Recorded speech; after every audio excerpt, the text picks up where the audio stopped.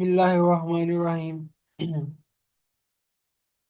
आज का हमारा टॉपिक है pumping organ the heart. Transport के चैप्टर में इंसानों के हवाले से, ह्यूमन के हवाले से या एनिमल्स के हवाले से ख़ास तौर से जो बताया गया है ट्रांसपोर्ट का, वो तीन चीज़ों को एम्फसाइज किया गया है, तीन चीज़ों पर जोर दिया गया है। इसको ही उसने चैप्टर के तकरीबन आप कह लें कि जहाँ पर इंसानों वाला हिस्सा स्टार्ट हुआ है, वहीं से उसने इन तीन चीज़ों का जिक्र किया है। और वो ये हैं: ट्रांसपोर्ट इन मैन में blood circulatory system. Blood circulatory system के तीन कंपोनेंट्स हैं। एक है सर्कुलेटिंग फ्लूइड, द ब्लड, यानी कि खून है। ये सारा उसने खून को एक्सप्लेन किया है। इसमें उसने सबसे पहले बताया है प्लाज्मा को। प्लाज्मा कहते हैं ब्लड में से अगर हम सारे उसके सेल्स को निकाल लें तो वो जो बाकी रहता है वो प्लाज्मा है। दूसरे नंबर पर उसने बताया है जो ब्लड के सेल्स हैं, ये सेल्स कैसे बनते हैं। ये पिक्चर है, ये जो पिक्चर एमबीबीएस में भी यूज होती है। ठीक है, उसके बाद ये different types of blood cells बताए गए हैं यहाँ पर। ठीक है, ये पहला कंपोनेंट है ब्लड का। ठीक है, blood is composed of plasma and blood cells. दूसरा कंपोनेंट है दूसरा कंपोनेंट आप समझ लें दी ब्लड वेसल्स हैं, आर्टरीज, कैपिलरीज एंड वेन्स हैं। ठीक है, ब्लड को सर्कुलेट करने के लिए कुछ ट्यूब्स की जरूरत होती है, वो ब्लड वेसल्स होती हैं, आर्टरीज, कैपिलरीज और वेन्स। मैंने इनका फर्क भी आपको बताया, और इनका फर्क आपका जो टेबल है वो भी आपने याद करना है। तीसरा जो कंपोनेंट है, जो कि हमारा आज का टॉपिक है, इसलिए मैं इसको एंड पे डिस्कस कर रहा हूँ, वो है एक ऑर्गन चाहिए बॉडी में, इंसानों की बॉडी में, जो कि इस ब्लड के फ्लो को मेंटेन रखे, जो कि मतलब बार बार पुश करे ब्लड को थ्रू आउट द बॉडी। उस पंपिंग ऑर्गन का नाम ही हार्ट है। ठीक है, तो ये आज का हमारा टॉपिक है, पंपिंग ऑर्गन दी हार्ट, और इसी को ही हमने आज पढ़ना है। सबसे पहले उसने हार्ट की लोकेशन बताई है और इसका छोटा सा तारुफ करवाने की कोशिश की है। उसने ये बताया है कि the heart of human is located in the chest cavity. Obvious सी बात है, ये तो तकरीबन एक बच्चे को भी पता है कि जो इंसान की चेस्ट कैविटी है, वहाँ पर दो फेफड़ों के दरमियान में हार्ट मौजूद होता है। The heart is enclosed in a double membranous sac, the pericardial cavity. असल में अगर मैं आपको ड्रा करके दिखाऊं तो फर्ज करो कि ये एक लंग है। ये ऐसा होता नहीं है एक्चुअल में, ये मैं एक इमेजिनरी बना रहा हूँ। मतलब फर्जी बना रहा हूँ ताकि आपको समझ में आ जाए। ये दरमियान में हार्ट पड़ा हुआ है। ठीक है, इस हार्ट के इर्द गिर्द में इस हार्ट के इर्द गिर्द में एक दो मेम्ब्रेन वाली एक सैक होती है। ठीक है, ऐसे। अब ये जो अंदर वाली मेम्ब्रेन है ना, ये मैंने जो अंदर वाली बनाई है, ये दिल की दीवार के साथ क्लोजली अटैच होती है। यहाँ पर तो मैंने थोड़ी सी स्पेस दिखा दी है ना आपको। नॉर्मली इतनी स्पेस भी नहीं होती, और ये जो बाहर वाली होती है, ये थोड़ा सा फर्क पे होती है। और इन दोनों के दरमियान में कुछ थोड़ा सा फ्लूइड भरा होता है। ठीक है, इन दो दो के दरमियान में, जैसे कि आपने लंग में पढ़ा था कि लंग लंग में भी कुछ इस तरह की होता है कि जो जो अंदर वाली प्लूरा होता है ना, वो प्लूरा भी दो डबल सैक होता है, तो इसमें जो अंदर वाला होता है वो उसके साथ क्लोजली अटैच होता है, जबकि जो बाहर वाला होता है उसके उसका थोड़ा फासला होता है, और यहाँ पर भी एक फ्लूइड होता है। इसी तरह ही हार्ट का है। और ये इन स्ट्रक्चर्स को ऐसे बनाने की वजह है खास, कुदरत की तरफ से इनको इस तरह इसलिए बनाया गया है, सैक्स को इर्द गिर्द क्यों रखा गया है, क्योंकि आपको पता है लंग्स में भी डिफ्लेट होना है, इनका साइज छोटा होना है और बड़ा भी होना होता है। इसी तरह हार्ट भी जब पंप करता है और रिलैक्स करता है, इसका साइज भी छोटा बड़ा होता है। तो ये बेसिकली एक तो फ्रिक्शन नहीं होती, मतलब ये जो फ्लूइड होता है इसकी वजह से फ्रिक्शन नहीं होती इन दो लेयर्स के दरमियान में। और साथ में ये हार्ट को मतलब अच्छे तरीके से रिलैक्स होने में भी मदद देता है। और ठीक है जी। पेरिकार्डियल कैविटी के अंदर पेरिकार्डियल फ्लूइड होता है, यही उसने यहाँ पर बताया है। ठीक है, pericardium protects the heart, prevented from over extension. Pericardium का एक फंक्शन ये है कि ये हार्ट को जो है वो आप समझें कि हार्ट को हिफाजत करता है हार्ट की, और दूसरे नंबर पर उसकी ओवर एक्सटेंशन, यानी कि उसको ज़्यादा, ऐसा नहीं है कि हार्ट बहुत ज़्यादा एक्सटेंड कर जाए, बहुत ज़्यादा फैल जाए। अब आगे उसने वॉल ऑफ हार्ट बताया है कि वॉल हार्ट की जो दीवारें हैं ना वो आमतौर पर 3 लेयर्स पर मुश्तमिल होती हैं: एपिकार्डियम, मायोकार्डियम और एंडोकार्डियम। अगर मैं आपको इंटरनेट से भी दिखा सकूं तो मैं आपको शेयर करके ही बता देता हूँ।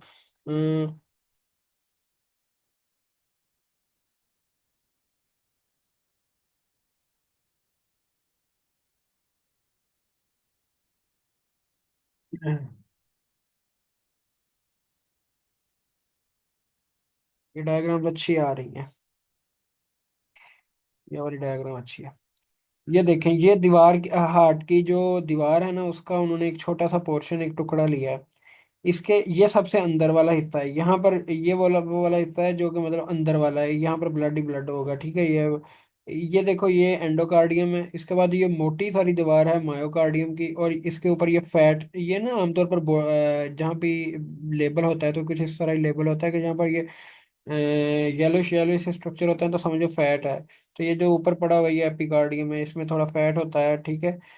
ऐसा ही कुछ इन्होंने मजीद डायग्राम्स में भी दिखाया हुआ है। ये सारी डायग्राम्स, जैसे कि आप ये वाली डायग्राम्स भी अगर देखोगे तो ये देखो, ये अंदर वाली है, ये एंडोकार्डियम है, मोटी सारी मायोकार्डियम है, और ये बाहर एपिकार्डियम है, ठीक है। और अच्छा, ये अच्छी डायग्राम है इसलिए कि मैं आपको यहीं से ही दिखा सकता हूँ कि पेरिकार्डियम। हाँ, ये अच्छी डायग्राम, इसको आप जरा देख लो। ये जूम इन क्यों नहीं हो रही? चलो, ये देखो, ये एंडोकार्डियम आ गई, ये मायोकार्डियम मोटी सारी, ये मसल ही मसल होता है। एंडोकार्डियम में ना सेल्स की लेयर होती है, ठीक है। सेल की एक शीट होती है, जबकि मायोकार्डियम, मायो लफ्ज जहाँ भी आता है तो मसल है। तो हार्ट के अंदर खास तौर पर देखो, हमारी बॉडी में 3 टाइप ऑफ मसल्स होते हैं: स्केलेटल मसल को, जिनको हम स्ट्राइएटेड मसल भी कहते हैं, स्मूथ मसल, और तीसरे नंबर पर कार्डियक मसल्स, ठीक है।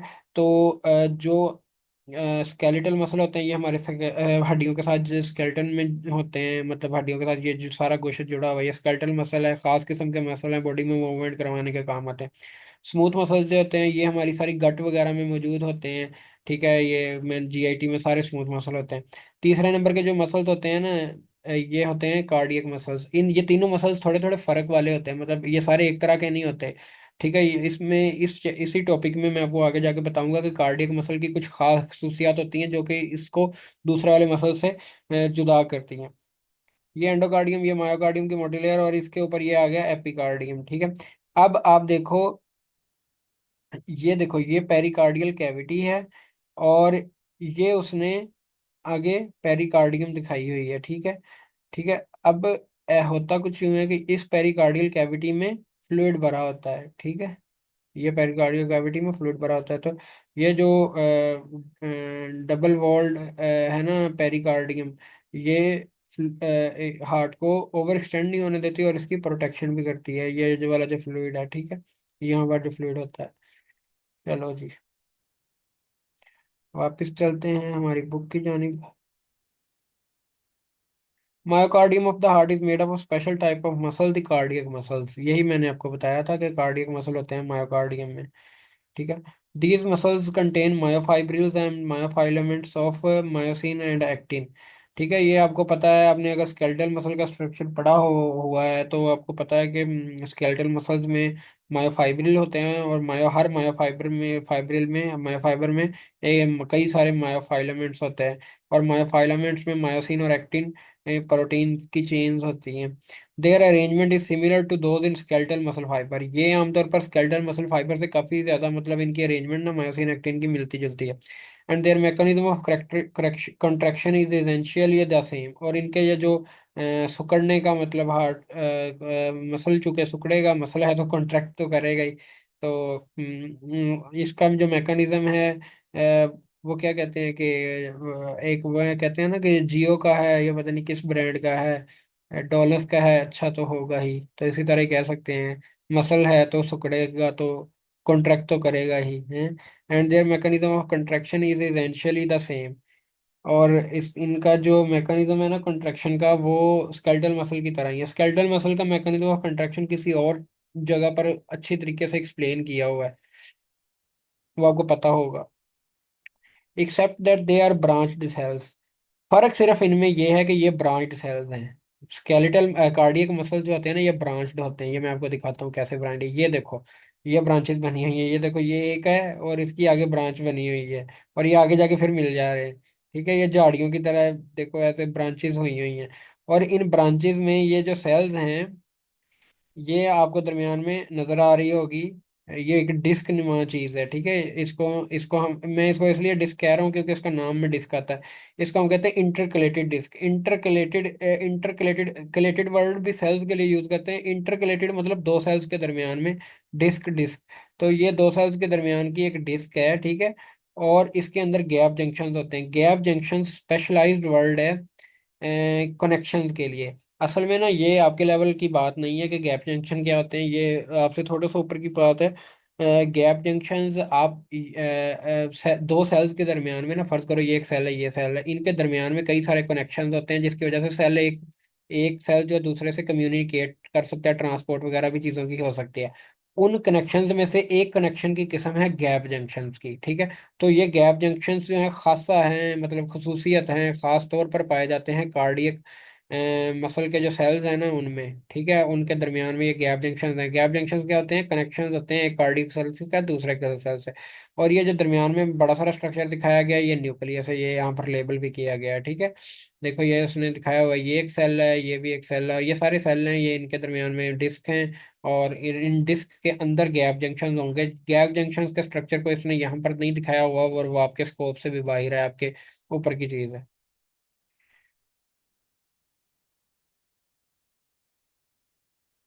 Except that they are branch cells, यानी कि कार्डिक सेल्स ब्रांच होते हैं। In which the successive cells are separated by junctions called intercalated disc.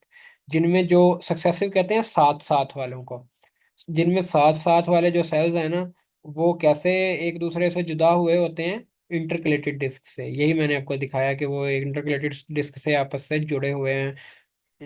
जुड़े होने का, देखें, ये ना दो दो धारी तलवार है। कोई चीज अगर एक चीज से जुड़ी हुई है ना, तो वो ही जो चीज है जिससे वो जुड़ी हुई है, वो उन दो चीजों को जुदा भी कर रही है।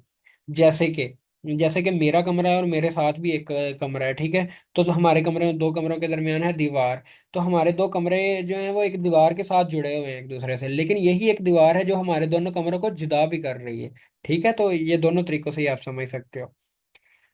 लेकिन इंटरकलेटेड डिस्क के अंदर काफी ज्यादा गैप जंक्शन होते हैं, तो ये कनेक्शंस बने होते हैं। आप ऐसे समझे कि ये जो मेरे साथ वाला कमरा है, इसके और मेरे कमरे के दरमियान में सुराख बने हुए हैं, जो गैप जंक्शन सुराख बने हुए हैं।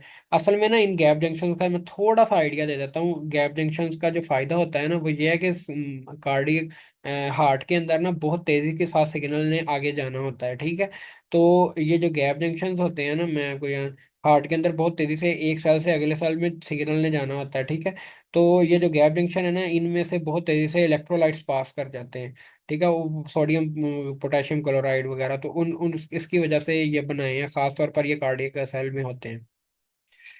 The heart contracts automatically with rhythmicity under the control of autonomic nervous system of the body.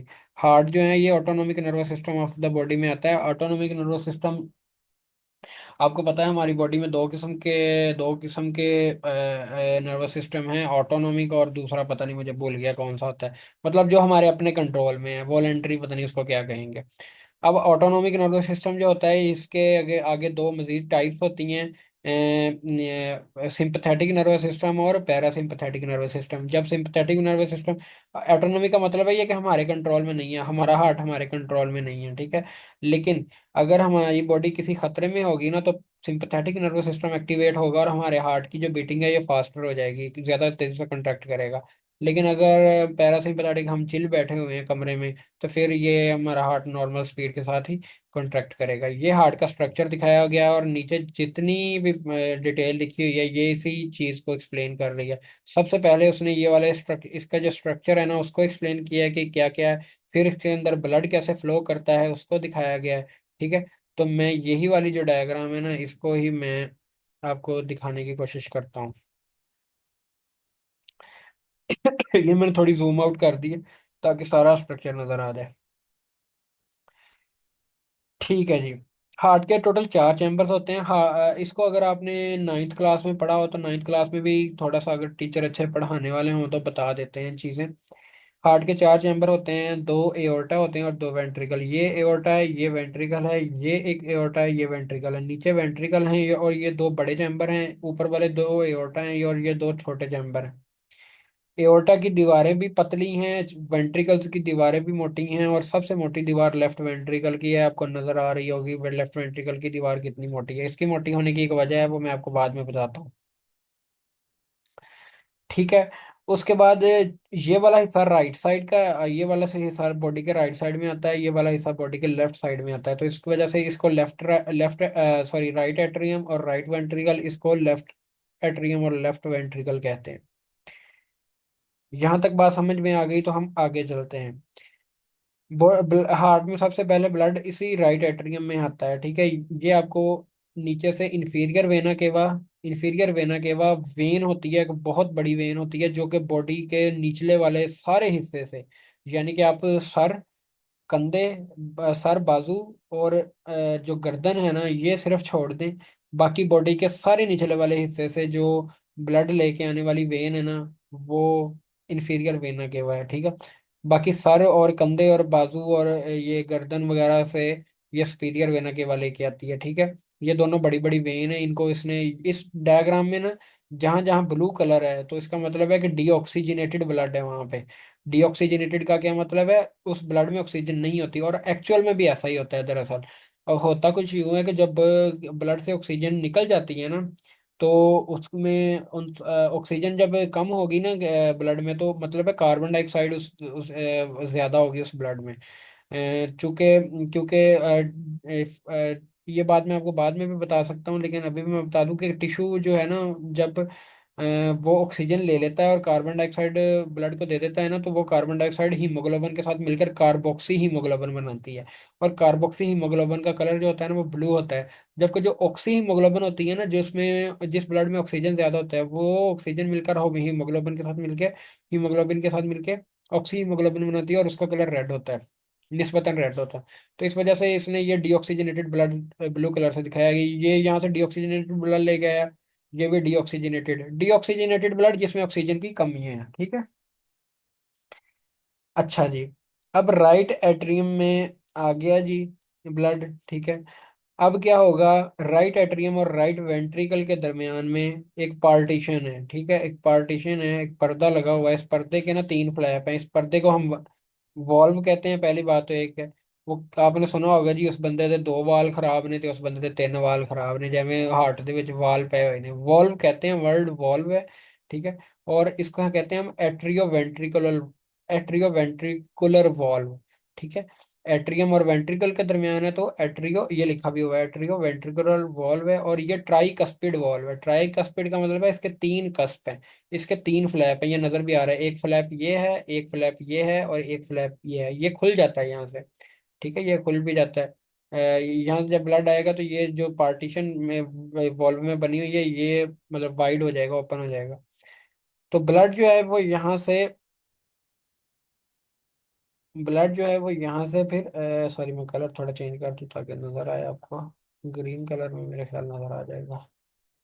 नहीं नजर आ रहा। ब्लड, चलो कुछ ना कुछ तो हो गया। ब्लड यहाँ से यहाँ आ गया। ठीक है।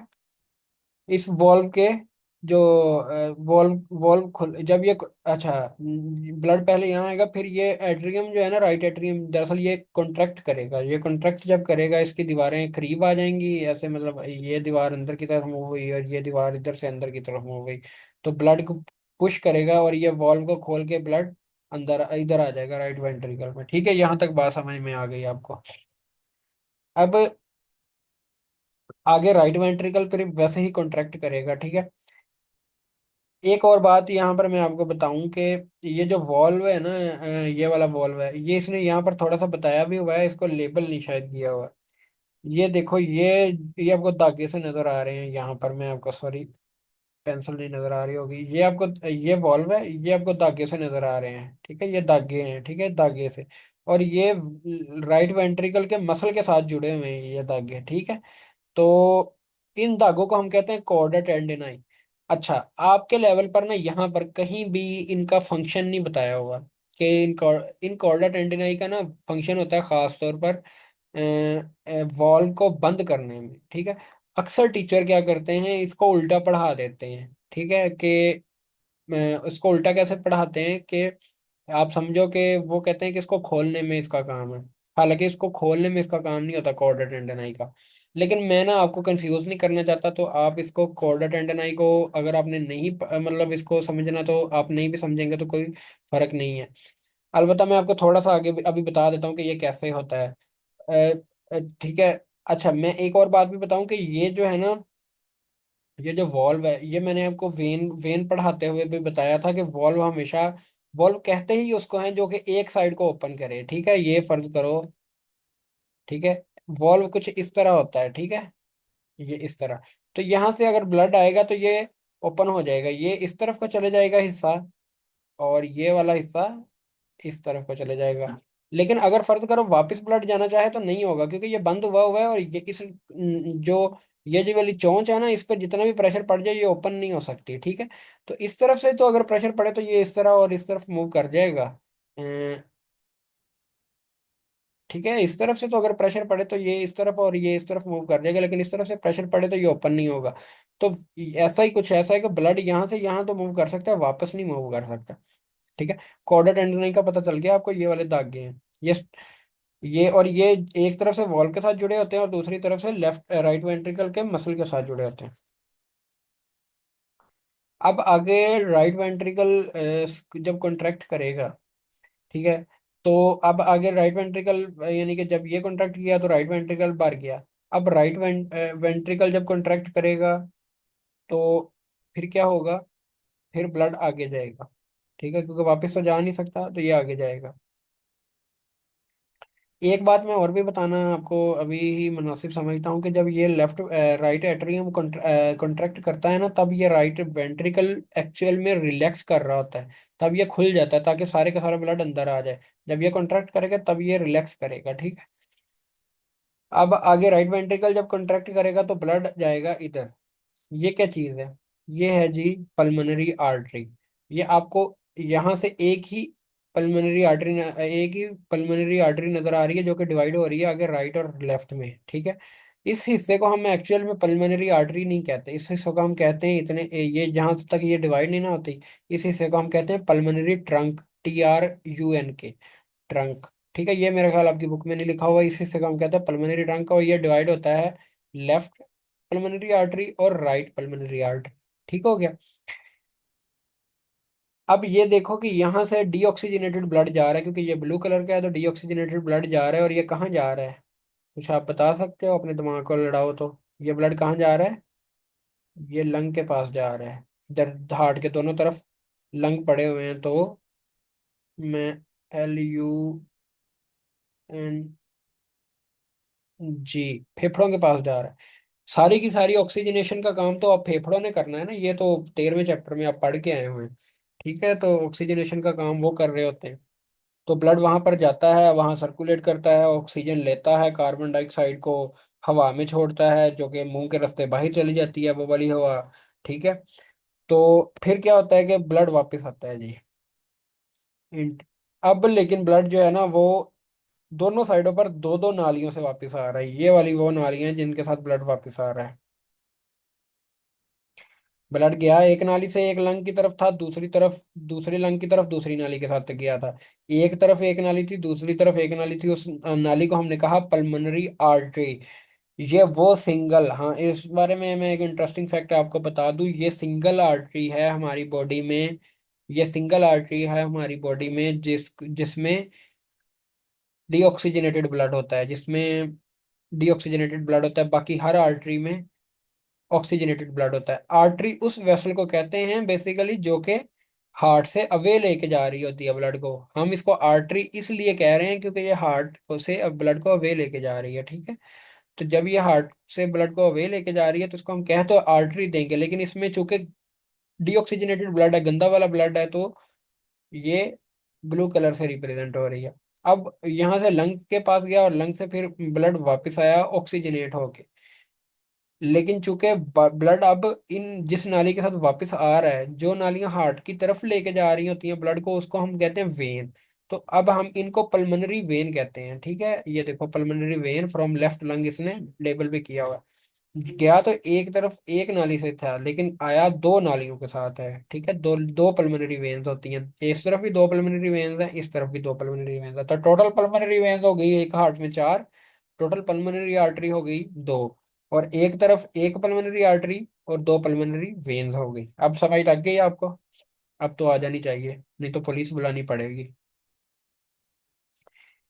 अच्छा जी, पल्मोनरी वेन आएगी तो ये पल्मोनरी वेन जो है ये कहाँ पर ड्रेन आउट करेगी? ड्रेन आउट का मतलब होता है कहाँ पर, मतलब खाली होगी ये होगी लेफ्ट एट्रियम में। ये लेफ्ट एट्रियम दिखाया गया है। ठीक है, जब यहाँ पर खाली होगी हो रही होगी तो ये लेफ्ट एट्रियम डायलेट करेगा, मतलब ये फैल जाएगा ताकि सारे के सारा ब्लड अंदर आ जाए।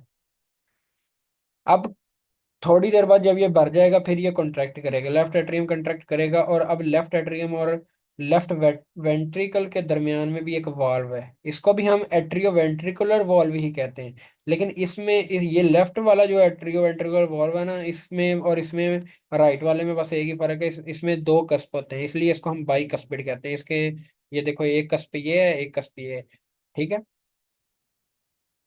तो क्या होगा कि यहाँ से ब्लड फिर यहाँ आ जाएगा। अब आ गया जी ब्लड यहाँ पर, जब ये ब्लड इधर आ रहा होगा तो ये लेफ्ट वेंट्रिकल कुलर मुकम्मल तौर पर रिलैक्स करेगा ताकि सारे का सारा ब्लड ये अंदर आ जाए, फैल जाएगा ये। अब ये भर गया है जी, अब इसकी बारी है कॉन्ट्रैक्ट करने की। ठीक है, अब ये इसकी एक तो ये आपने सबसे पहले देखा कि ये इसके वॉल्व के साथ भी कॉर्डा टेंडन, ये कॉर्डा टेंडिनाई है जो कि लेफ्ट वेंट्रिकल के मसल के साथ जुड़े हुए हैं। इधर इसके वॉल्व जो थे उसके साथ जो कॉर्डा टेंडिनाई थे, कॉर्डा टेंडिनाई धागेनुमा स्ट्रक्चर होते हैं जो कि मसल के साथ एक तरफ जुड़े होते हैं और वॉल्व के साथ जुड़े होते हैं, और इनका काम होता है वॉल्व को बंद करने में। ठीक है, अब आ गया जी ये वाला जो लेफ्ट वेंट्रिकल है ना, इसकी दीवार देखें कितनी माशाल्लाह मोटी ताजी दीवार है, सबसे मोटी दीवार इसकी है। इसकी दीवार क्यों इतनी मोटी बनाई हुई है? इसकी दीवार क्यों इतनी मोटी है? क्योंकि जब ये कॉन्ट्रैक्ट करेगा ना, फिर हो गए फिर हों फिर होंगे धमाके। फिर भाई फुल, यहाँ से जब ये कॉन्ट्रैक्ट करेगा तो ब्लड जाएगा।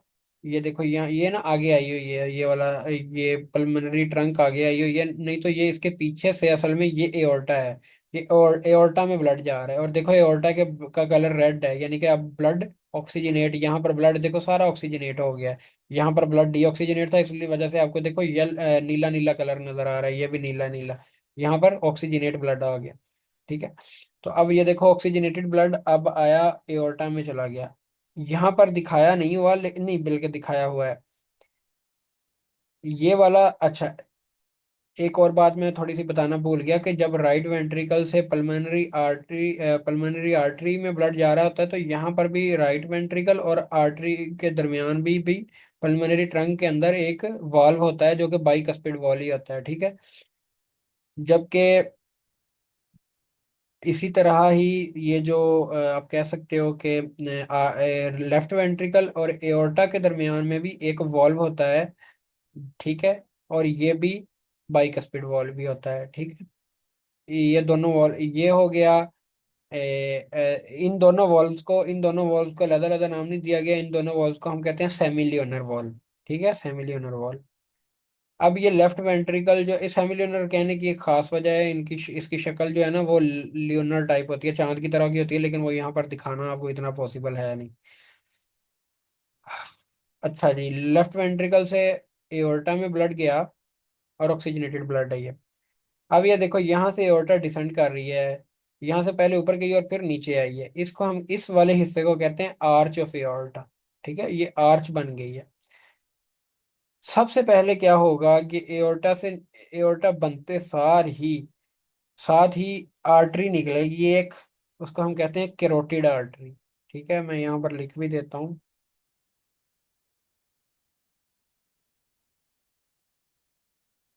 CAROTI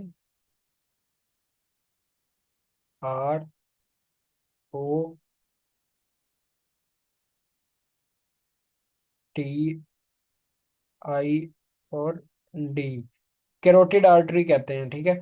और ये कैरोटिड आर्ट देखो, ब्लड हार्ट के अंदर से चला गया होके, लेकिन हार्ट हार्ट के अपने सेल को भी तो ब्लड ऑक्सीजन चाहिए ना। उसको उसके अंदर भी तो उसको भी तो ब्लड की जरूरत है, उसको भी ऑक्सीजन वगैरह की जरूरत है। तो हार्ट जो है वो हार्ट के जो अंदर की एंडोकार्डियम की जो लेयर है ना, वो तो कुछ ना कुछ ऑक्सीजन इस ब्लड से ले लेती है इधर वाली साइड से। इस वाले ब्लड में तो वैसे ही ऑक्सीजन कम होती है, इस वाले ब्लड की एंडोकार्डियम थोड़ी बहुत ऑक्सीजन ले लेती है। लेकिन ये इतना बड़ा जो मायोकार्डियम है और ये जो एपिकार्डियम है ना, ये इस वाले ब्लड से ऑक्सीजन नहीं ले सकता, ठीक है। तो फिर यहाँ से जो आर्टरी निकलती है ना, कैरोटिड आर्टरी, वो सारी हार्ट को एक एक सेल तक जाकर डिवाइड होके कैपिलरीज बन के एक एक सेल तक जाकर हार्ट को ब्लड सप्लाई करती है। और ब्लड सप्लाई करने का क्या मतलब है? ब्लड सप्लाई करने का मतलब है उस हार्ट तक ऑक्सीजन जाएगी, हार्ट तक ग्लूकोज जाएगी, हार्ट तक अमाइनो एसिड्स जाएंगे, हार्ट से जो कार्बन डाइऑक्साइड है वो वापिस आएगी, हार्ट के अंदर जो अमोनिया बन गया है वो वापिस आएगा, कोई और गंदा मैदा बन गया है वो वापिस आएगा। ये हार्ट सर्कुलेशन का सारा मतलब ही ये है। अच्छा जी। तो ये आर्च ऑफ एओर्टा पे आपको तीन नालियां भी दिखाई गई हैं, इसका ना, इन तीन नालियों का नाम आपकी बुक में मेंशन नहीं किया गया, ठीक है। मैं भी मेंशन करने को रहने देता हूँ, लेकिन मैं फिर भी आपको बता देता हूँ। ब्रेकियोसेफेलिक होती है, और साथ में जो होती है वो नहीं, ये मैं सॉरी सॉरी सॉरी सॉरी, ये मैं थोड़ा सा मिस्टेक कर गया हूँ, इस वाली आर्टरी का नाम मैं गलत कह गया हूँ। ये वाली जो आर्टरी है ना, इसका नाम मैं गलत कर गया हूँ। इस आर्टरी का नाम, जो यहाँ से निकलती है ना आर्टरी, उसको हम कहते हैं कोरोनरी आर्टरी। ये मुझे हमेशा मिक्सअप हो जाता है। Coronary artery.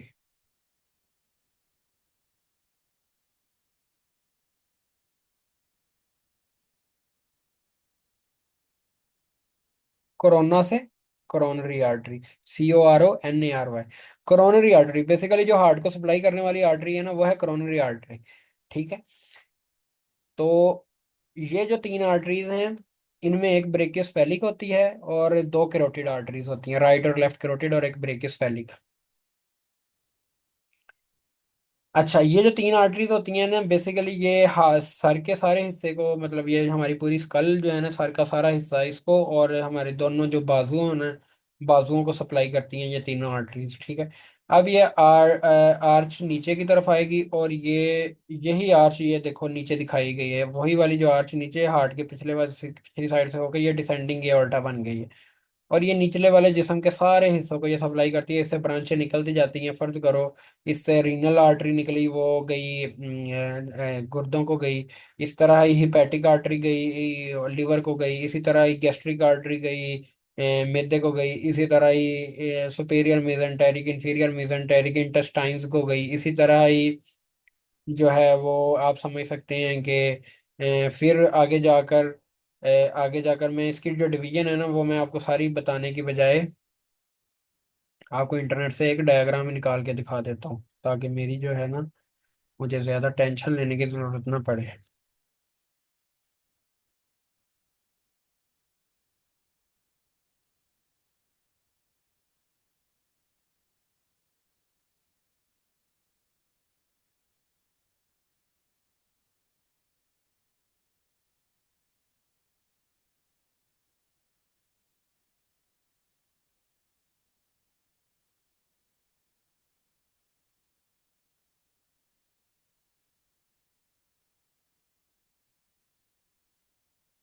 हम्म,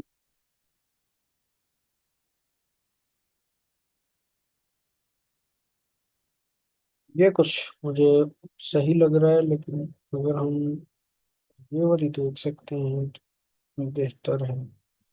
ये वाज़ह होगी कि नहीं, ये नहीं मुझे पता, ब्लर है ये। अच्छा जी, ये ब्लर है यार, ये ब्लर है। ये वाली ये वाली ठीक है। इसमें स्ट्रक्चर नहीं दिखाया गया, मतलब ऑर्गन नहीं बना के दिखाए। ये देखो नीचे की तरफ आर्टरी आ रही है, ये एओर्टा आ रही है, देखो इसमें से देखो ये रीनल आर्टरी आ गई, ये गुर्दों को चली गई।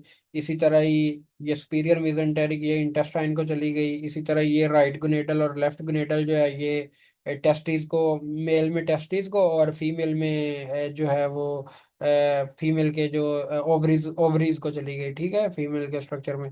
इसी तरह ये लंबर आर्टरीज हैं, ये पिछली साइड पे जो लंबर वर्टिब्रेरीज हैं उनको चली गई। इसी तरह इंफीरियर मेजेंटेरिक, ये सुपीरियर मेजेंटेरिक, इंफीरियर मेजेंटेरिक, ये दोनों इंटेस्टाइन्स को सप्लाई करती हैं, ये स्मॉल इंटेस्टाइन को, ये लार्ज इंटेस्टाइन को।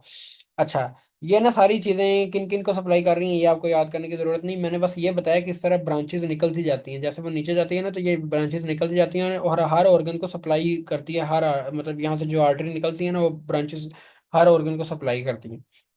अब आगे जो जो एओर्टा है ना, ये आगे दो बड़ी ब्रांचेस में डिवाइड कर जाती है, एक राइट और लेफ्ट। लेफ्ट को हम कहते हैं लेफ्ट कॉमन आइलियक, और राइट को कहते हैं राइट कॉमन आइलियक, ठीक है। ये मिडिल मिडल सैक्रल को छोड़ दो, ये आपके काम की बात नहीं है।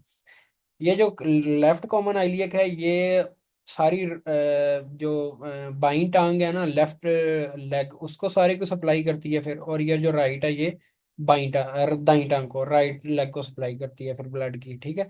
और इनकी भी आगे फिर ये देखो, ये कॉमन आइलियक जो आता है ना वो आगे एक्सटर्नल आइलियक, इंटरनल आइलियक, और फिर जो इंटरनल एक्सटर्नल आइलियक है वो आगे फिर जाके फेमोरल, उसके बाद पोप्लीटियल, फिर उसके बाद टिबियल, उसके बाद फिर आगे भी डिवाइड करती हैं ये, ठीक है। ये पैर तक डिवाइड ही करती जाती हैं आर्टरी। तो इस तरह आर्टरीज डिवाइड करती हैं और जो है ना सारे हिस्से को, बॉडी के सारे हिस्से को सप्लाई करती हैं, ठीक है। अब मैंने ये सारा बता दिया आपको, तो मैं अब थोड़ा सा जूम इन करता हूँ इसको। चलो, अब हम इसको पढ़ लेते हैं। अब मैंने आपको सारा हार्ट के अंदर ब्लड के आने से लेके, हार्ट के अंदर ब्लड आने से लेके, हार्ट से ब्लड निकल कर सारी जिस्म में जाने के वाले सारा प्रोसेस बता दिया। अब जिस्म से वापस हार्ट तक कैसे आता है ये मैं आपको एक और पिक्चर में दिखा देता हूँ, लेकिन अभी मैं के लिए मैं सिर्फ इतना ही आपको टेक्स्ट पढ़ के बता देता हूँ। There are four chambers of the heart, two upper thin walled atria, two lower thick walled ventricle, यही बात मैंने बताई। दो ऊपर वाले थिन वॉल्ड, ये इनकी बारीक दीवारें हैं, थिन वॉल्ड एट्रिया हैं, और दो नीचे वाले थिक वॉल्ड वेंट्रिकल हैं। Human heart function as a double pump and is responsible for pulmonary and systemic circulation, ये इंपॉर्टेंट बात है। ह्यूमन हार्ट जो है ना वो डबल पंप के तौर पर एक्ट करता है, ठीक है। डबल पंप कहते हैं, दो पंप हैं इसके अंदर। दो पंप कैसे हैं? ये हैं दो पंप जी, ये एक पंप है और ये पंप है। ये पंप जब ये पंप करेगा, ये वाला राइट वेंट्रिकल पंप, पंप कहते हैं सिकुड़ने को, कंट्रैक्ट करने को। तो जब ये पंप करेगा तो ये सारा ब्लड जो है वो लंग्स में चला जाएगा, ठीक है। और जब ये पंप करेगा तो सारा ब्लड जो है वो सारी बॉडी में चला जाएगा, ठीक है। और ये वाला जो यहाँ से लेकर ब्लड जो राइट वेंट्रिकल से ब्लड जो निकलता है लंग से होकर वापस यहाँ तक आता है ना, इसको हम कहते हैं पल्मोनरी सर्कुलेशन। पल्मोनरी आपको पता ही है कि पल्मोनरी वर्ड जो है ना हम लंग्स के लिए यूज करते हैं, फेफड़ों के लिए लफ्ज पल्मोनरी यूज करते हैं हम नॉर्मली, ठीक है। तो इसी वजह से वो कहते हैं पल्मोनोलॉजिस्ट है जी, ये जो लंग्स का स्पेशलिस्ट होता है ना उसको हम कहते हैं पल्मोनोलॉजिस्ट। तो ये सारा जो है ना पल्मोनरी सर्कुलेशन होती है ये, जो यहाँ से लंग से होकर ब्लड वापस यहाँ से डीऑक्सीजनेटेड ब्लड जाएगा, लंग से होकर ऑक्सीजनेटेड ब्लड आएगा, तो इसको हम कहते हैं पल्मोनरी सर्कुलेशन।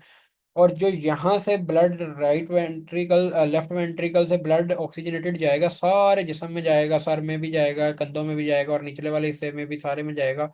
और वहां से डीऑक्सीजनेटेड ब्लड जो है वो यहाँ से वापस यहाँ तक आएगा, इस सारे को कहते हैं सिस्टेमिक सर्कुलेशन। सिस्टेमिक कहते हैं जो चीज पूरे सिस्टम में फैली हुई है, ठीक है। तो ये पूरा सिस्टम है हमारी पूरी बॉडी का, तो इसको हम कहते हैं सिस्टेमिक। क्योंकि ये छोटा हिस्सा था तो इसको हम कह देते हैं पल्मोनरी। एक ही लंग्स का एक ही सिस्टम इन्वॉल्व था, उसको पल्मोनरी एक सिस्टम कह दिया, उस सिस्टम के नाम से जाहिर कर दिया पल्मोनरी।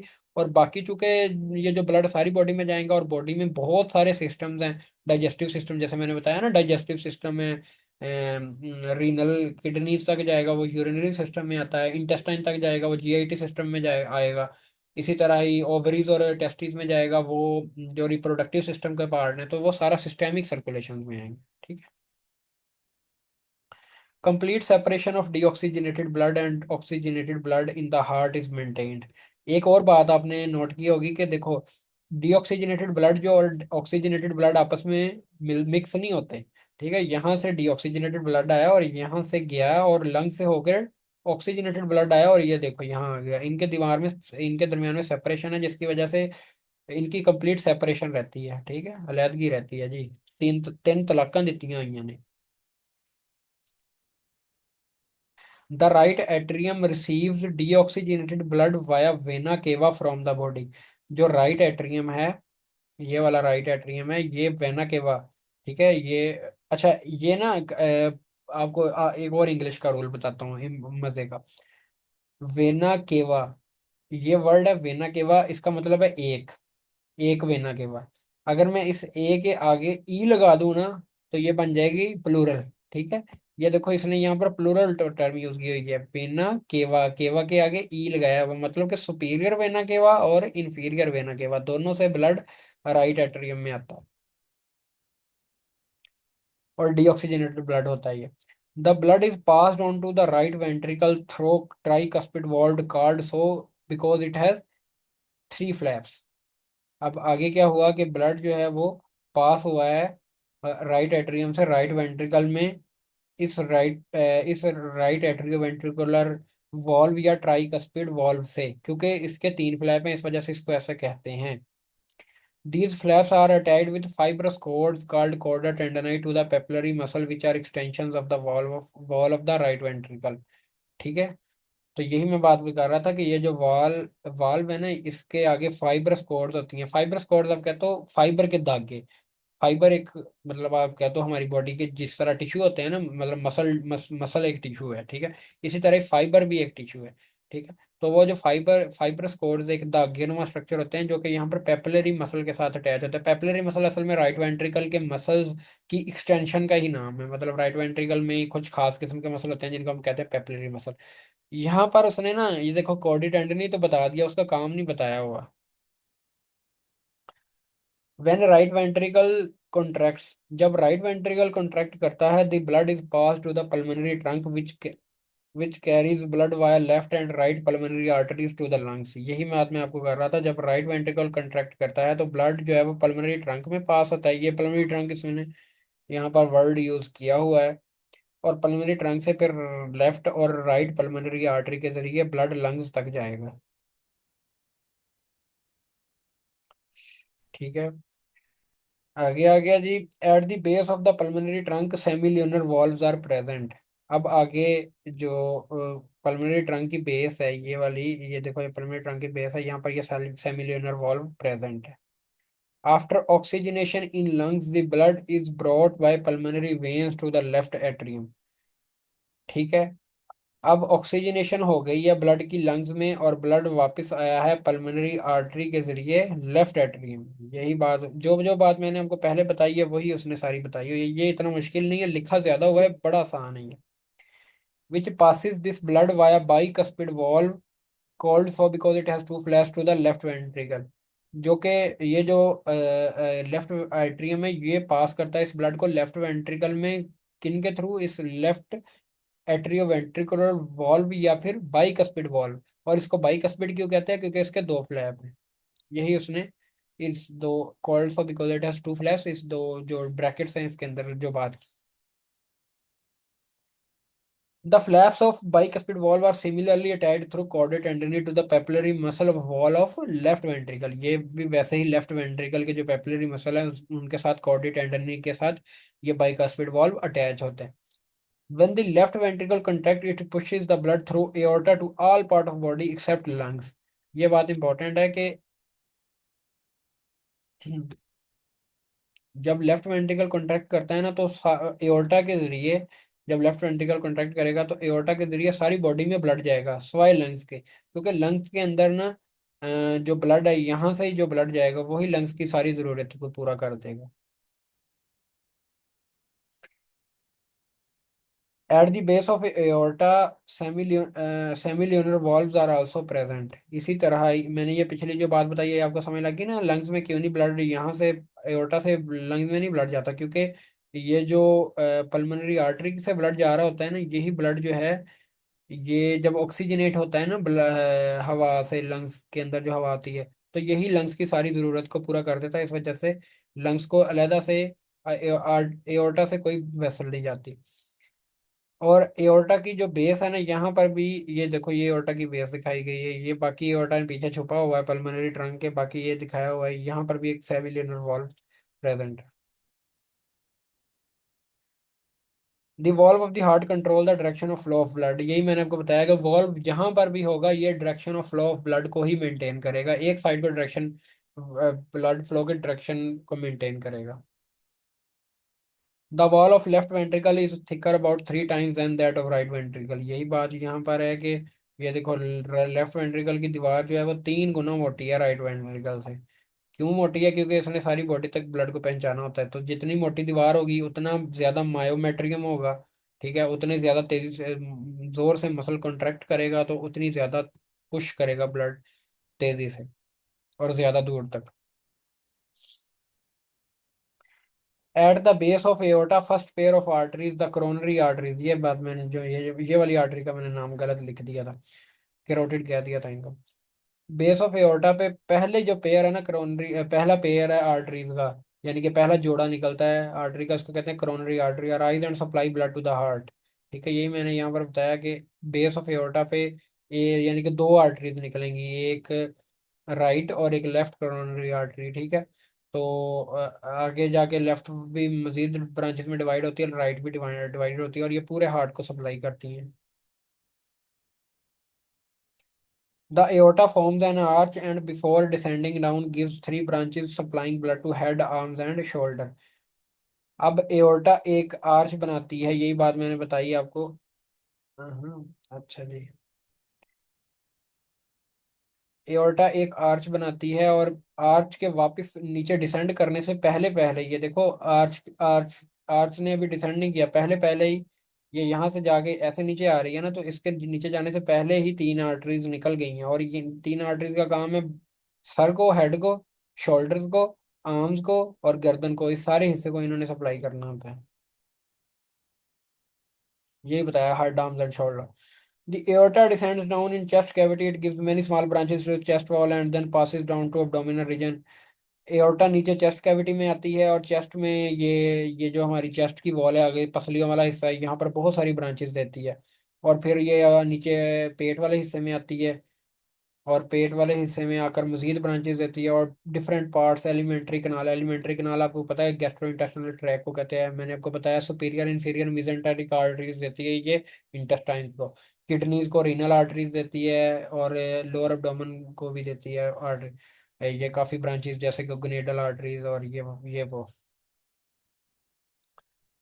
दी aorta bifurcates into iliac arteries, aorta आगे आइलिक आर्टरीज में डिवाइड करती है। बाइफरकेट कहते हैं किसी चीज का दो हिस्सों में डिवाइड हो जाना, ये मैंने आपको डायग्राम से बताया था कैसे दो में डिवाइड हो रही थी।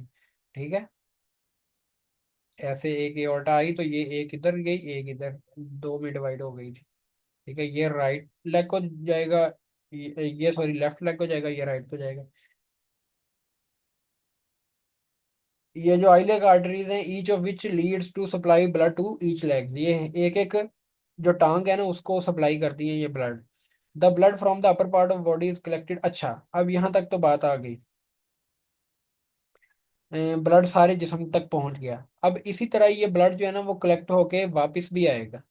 ठीक है, तो अब सारे पैरों से लेकर, पैरों से जो हमें पता है कि, फर्ज करो आप, मैं आपको यहाँ से ड्राई कर देता हूँ, ये आर्टरी है, ये आगे उसने मजीद कैप डिवाइड होके आर्ट्रियोल बना दी, ये आर्ट्रियोल जो है ये मजीद यहाँ से कैपिलरीज बन गई, ये मजीद कैपिलरीज बन के आगे, ये कैपिलरीज आगे जो है ना मिलकर वेन्योल बना देती है, और वेन्योल आगे मिलकर एक वेन बना देती है। इसी तरह होता है ना, ये सारा हिस्सा है कैपिलरीज का, ये आर्टरी है। ठीक है, और ये वेन है। इसी तरह ही देखो, पैरों तक हमारे ब्लड पहुंच गया, कैपिलरीज पहुंच गई, और हर हिस्से में जिसमें भी जाएंगी उसमें कैपिलरीज से आगे फिर वेन बनेगी, और वही वेन जो है ना वो वापस मजीद मिलेंगी, एक दूसरे से मिलती जाएंगी। आप पैरों से हिसाब लगा लो, टांगों से हिसाब लगा लो, टांगों में आइलियक वेन होती है। ठीक है, तो आइलियक वेन ऊपर जाकर जब मिलती है तो फिर ये बल्कि मैं आपको ना एक डायग्राम से ही बता देता हूँ, फिर ना आपको कहोगे कि हमें जी समझ नहीं आई।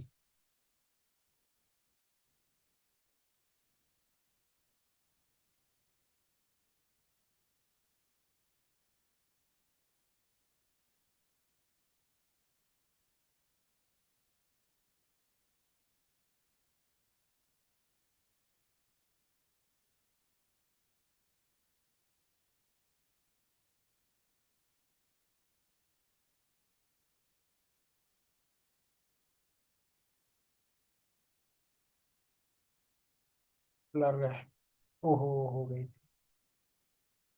ठीक है जी।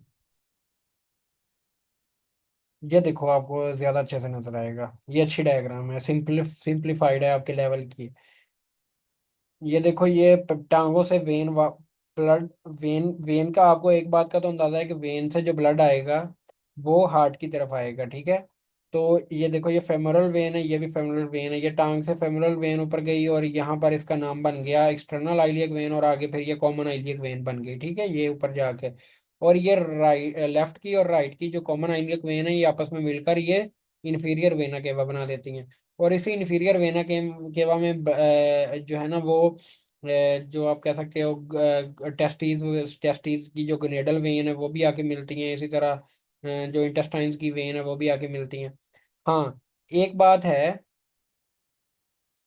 कि जो लिवर है ना, जिगर है जो, सारी जो इंटेस्टाइन्स हैं, मैं आपको ये बात, मैं आपको थोड़ा सा ये बताना पड़ेगा।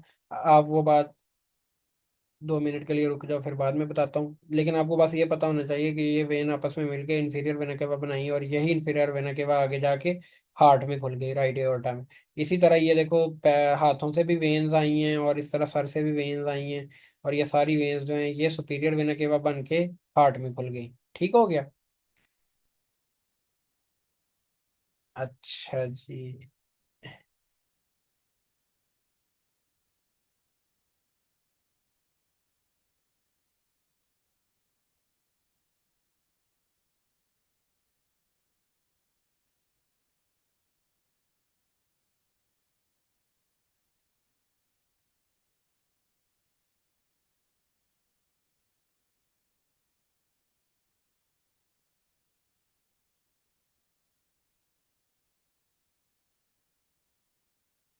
हाँ, ये अच्छी डायग्राम है। इसमें ना सिर्फ एक बात आपको और याद करनी पड़ेगी, वो है पोर्टल वेन की। ये थोड़ा सा मेंशन किया हुआ है। मेरी ना आदत है कि आपकी बुक में अगर एक वर्ड भी उसने मेंशन कर दिया ना, फिर उसका पूरा कंसेप्ट में मेरा दिल करता है कि मैं सारा बता दूं आपको। आप याद रखो ना रखो, वो आपकी मर्जी। ठीक है।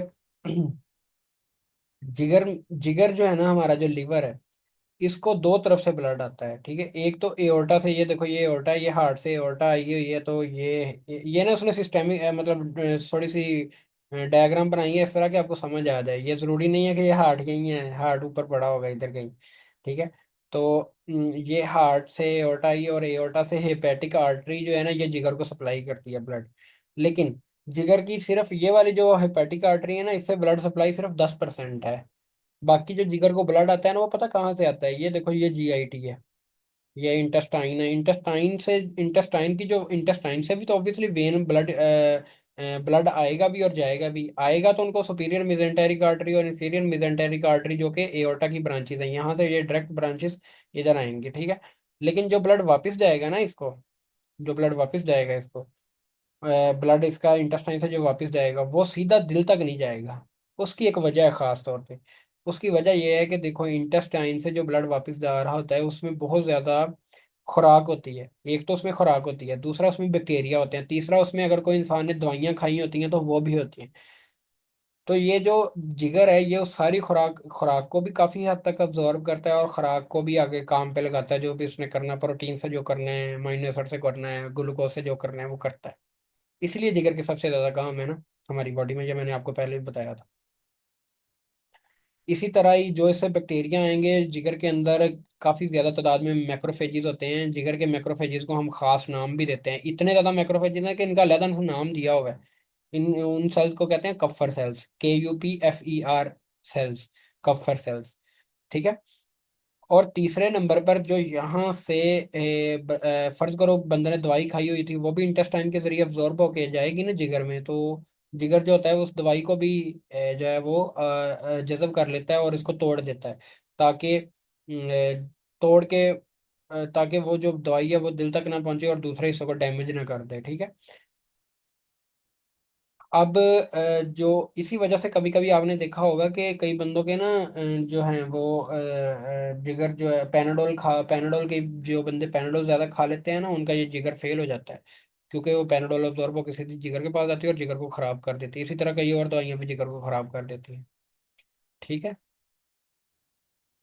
तो ये वाला जो हिस्सा है ना, ये जो इंटेस्टाइन से ब्लड अब्जॉर्ब होकर जिगर के पास गया है, इसको हम कहते हैं पोर्टल सर्कुलेशन। ठीक है, ये हमारे एक और किस्म की सर्कुलेशन है, पोर्टल सर्कुलेशन। ठीक है, तो हमने बेसिकली तीन किस्म की सर्कुलेशन पढ़ ली, से सिस्टेमिक, पल्मोनरी और पोर्टल सर्कुलेशन। चलो जी, वापस बुक पे चलते हैं।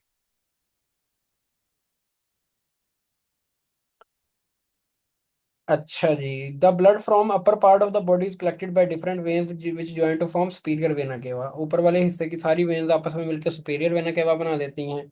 Which pass its blood to right atrium, जो कि अपना जो ब्लड है वो राइट एट्रियम को दे देता है। ये आपको पता है ऊपर कैसे दे रहा है, ये आपने देख लिया। ये देखो, superior vena cava right atrium में ब्लड अपना दे रहा है।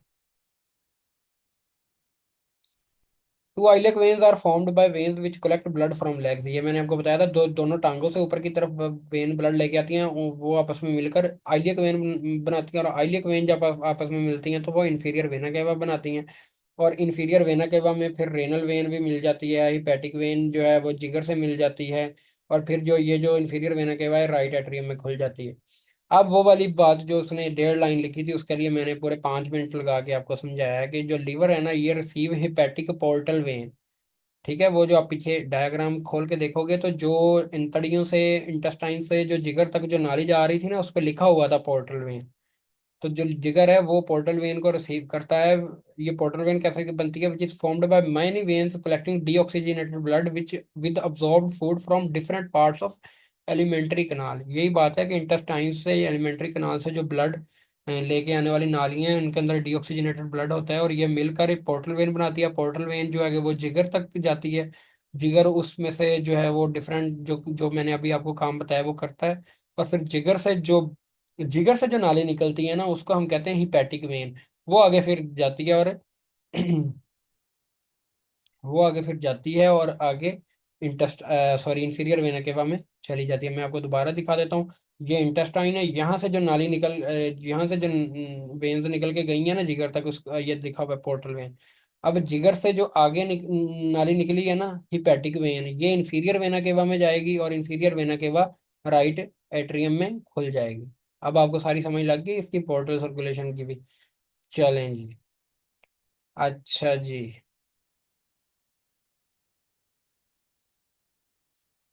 अच्छा, मेरा दिल कर रहा है मैं कार्डियक साइकिल भी आपको साथ, ये कार्डियक साइकिल आपने याद करना है, ये बड़ा इंपॉर्टेंट टॉपिक है और ये आता है अक्सर। ठीक है, मैं भी ये भी साथ ही पढ़ा देता हूँ आपको। Cardiac cycle, it is a sequence of events which take place during the completion of one heartbeat. एक पूरी हार्ट बीट में जो सारा काम, जितने भी इवेंट हो रहे हैं ना, वो कौन कौन से इवेंट है वो मैं अभी आपको बता रहा हूँ, वो सारे एक कार्डियक साइकिल होता है। Heartbeat involve 3 distinct stages. Heart beat में बेसिकली 3 स्टेजेस इन्वॉल्व हैं। पहली फेज है जी रिलैक्सेशन फेज। इस रिलैक्सेशन को हम कहते हैं डायास्टोल। डायास्टोल में क्या होता है कि रिलैक्स कर जाती है, हार्ट के जो सारे पोर्शन है ना वो रिलैक्स करते हैं। ये डायास्टोल में ये खासतौर पे ये जो एट्री है ना, ये रिलैक्स करते हैं तो ब्लड को अंदर आने देते हैं। ठीक है, ब्लड यहाँ से वो अंदर आएगा, इधर से भी लंग से, पल्मोनरी आर्टरी से अंदर आएगा। Deoxygenated blood इंटर्स right atrium through vena cava. अच्छा जी, रिलैक्सेशन फेज डायस्टोल में deoxygenated blood इंटर्स right atrium through vena cava and oxygenated blood इंटर्स left atrium through pulmonary veins. ठीक है, तो यही बात मैंने आपको बताई कि ये दोनों चूंकि रिलैक्स हो चुके हैं, तो डीऑक्सीजनेटेड ब्लड सुपीरियर और इन्फीरियर वेना केवा से राइट एट्रियम में आएगा और ऑक्सीजनेटेड ब्लड जो है वो पल्मोनरी वेन से लेफ्ट एट्रियम में आएगा। The walls of atria and that of ventricles are relax. इस फेज में क्या होता है, वेंट्रिकल और एट्रिया दोनों ही रिलैक्स हो रहे होते हैं। As the atria are filled with blood they become distended and have more pressure than the ventricles.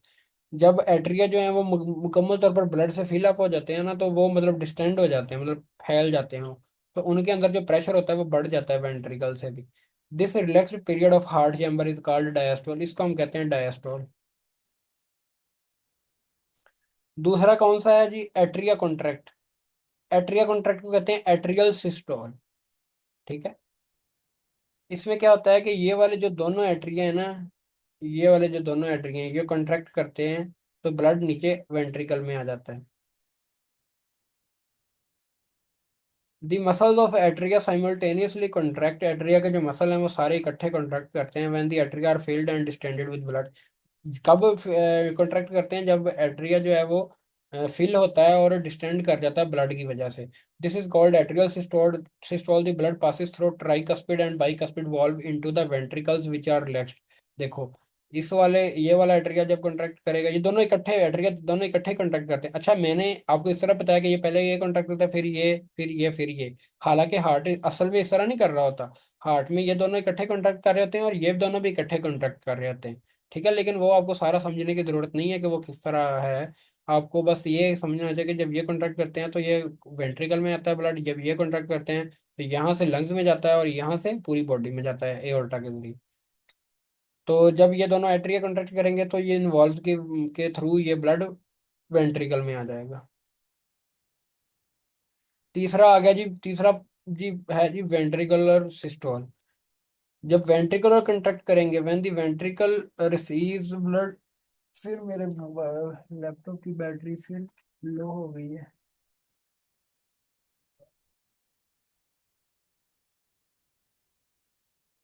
एक मिनट रुक जाओ।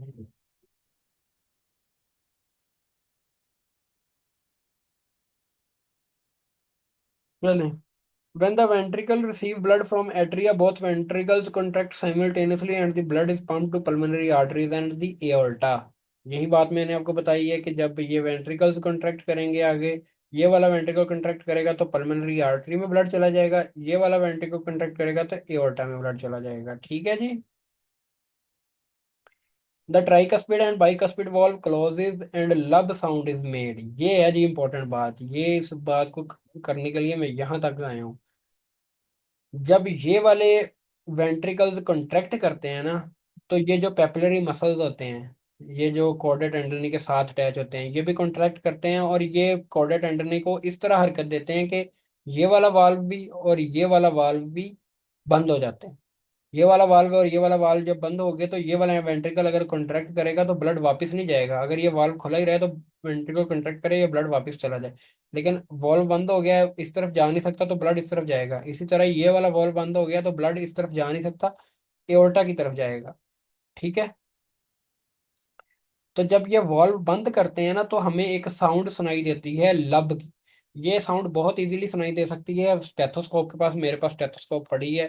तो कभी तो कभी अगर सुननी हो तो मुझे 2,000 रुपये देना, मैं आपको 2 सेकंड 2 मिनट के लिए दे दूंगा स्टेथोस्कोप, तो सुन लेना। तो ये जी लब साउंड तब बनती है जब वाल्व ये दोनों एट्रियो वेंट्रिकुलर वॉल्व इकट्ठे ही बंद हो रहे हैं ना। मतलब ये मैंने अभी आपको बताया वेंट्रिकल इकट्ठे कॉन्ट्रैक्ट करते हैं, जब ये इकट्ठे कॉन्ट्रैक्ट करते हैं तो ये वॉल्व भी एक टाइम पे ही कॉन्ट्रैक्ट करते बंद होते हैं। तो जब ये बंद होते हैं तो लब साउंड बनती है, लब साउंड। लब साउंड हमें सुनाई देती है स्टेथोस्कोप के जरिए। Ventricular systole ends. अब आगे क्या हुआ कि वेंट्रिकल का जो कंट्रैक्शन वाला सिस्टम है ना वो खत्म हो गया, मतलब एंड हो गया। उसके बाद क्या हुआ है, वेंट्रिकल ने रिलैक्स करना है। हर कंट्रैक्शन के बाद रिलैक्सेशन है और हर रिलैक्सेशन के बाद contraction. Ventricle relax at the same time.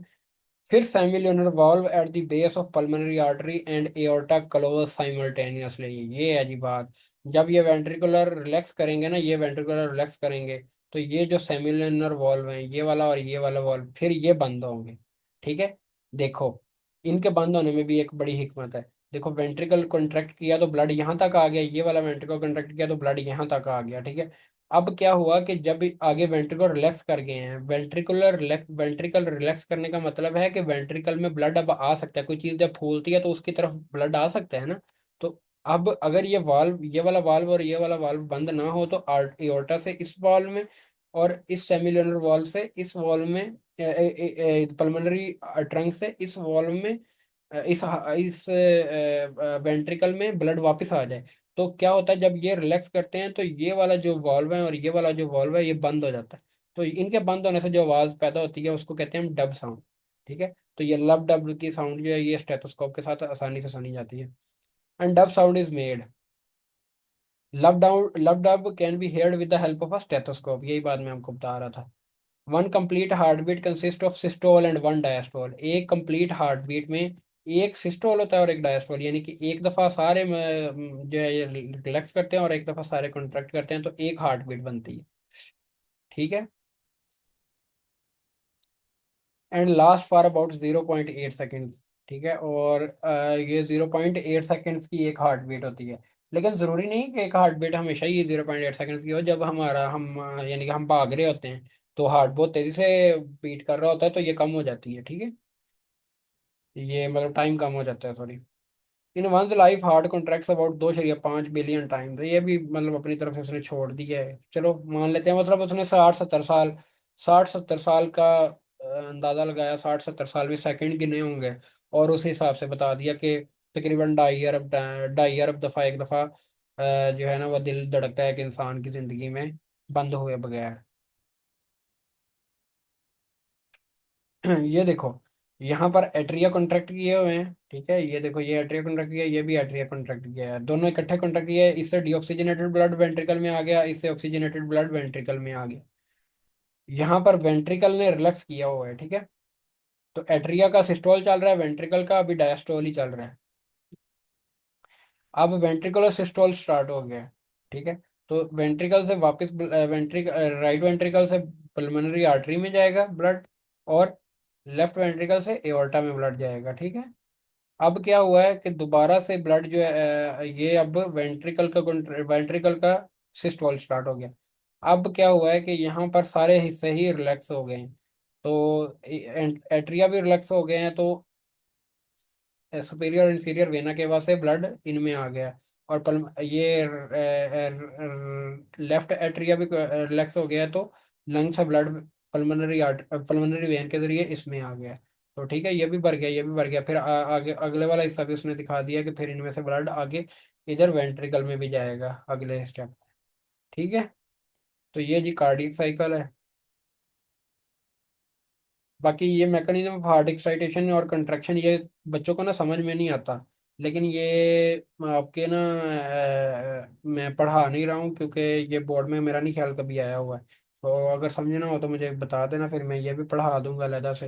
लेकिन ये जितना पढ़ाया है ये इंपॉर्टेंट टॉपिक है, और ये आप याद कर लेना काइंडली। चलेंगे, अल्लाह हाफिज़।